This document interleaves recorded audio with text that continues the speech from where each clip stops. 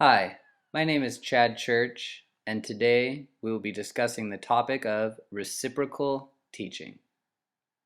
What I hope you will gather from this presentation is what reciprocal teaching is, why educators use this method, and how to incorporate it into your instruction. Reciprocal teaching is an instructional activity in which students become the teacher in small group reading sessions.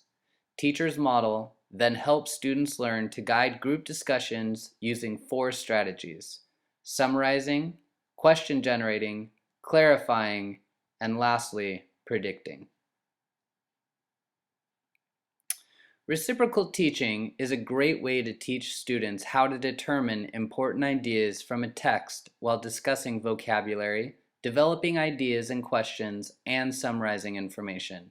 It can be used across several content areas and works well with textbooks. Let's get started.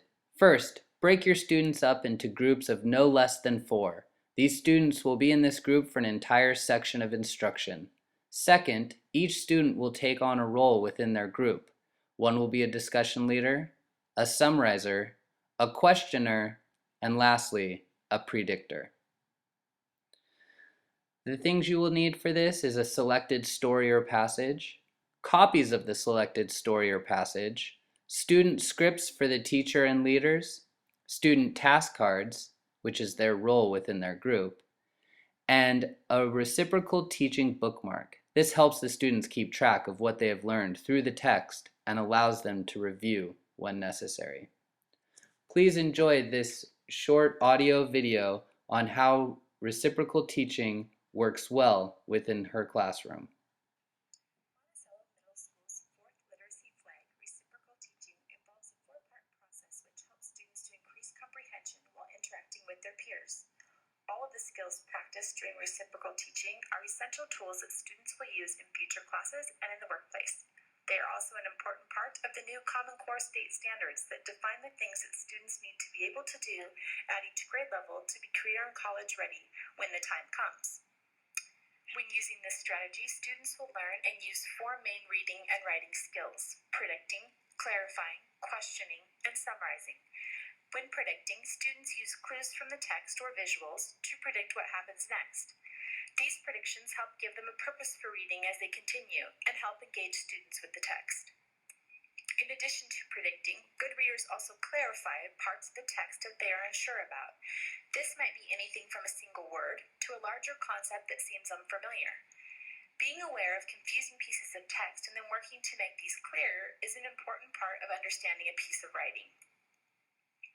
Closely related to predicting and clarifying is the skill of questioning. Readers might ask themselves basic questions about characters or events in the text, or they might wonder about connections between what they read and other information that they know, are learning, or have experienced in life. This ability to form questions in their heads about what they read helps them to interact with the text, stay focused, and remember more from their reading. Finally, summarizing what they read helps students recognize the main ideas and important details from the text and offers a way to communicate those concepts to others. Writing these summaries also helps them learn about the differences between a fact and an opinion, citing evidence from the text, and giving credit to the authors that they read. In the classroom, students work on these skills individually and in pairs. Following this practice, students meet with groups of classmates to discuss the questions and ideas that they've generated and to offer their own insights into what they've read. In this phase of the strategy, students learn just as much about what it means to work well in a team as they do about the ideas from the reading.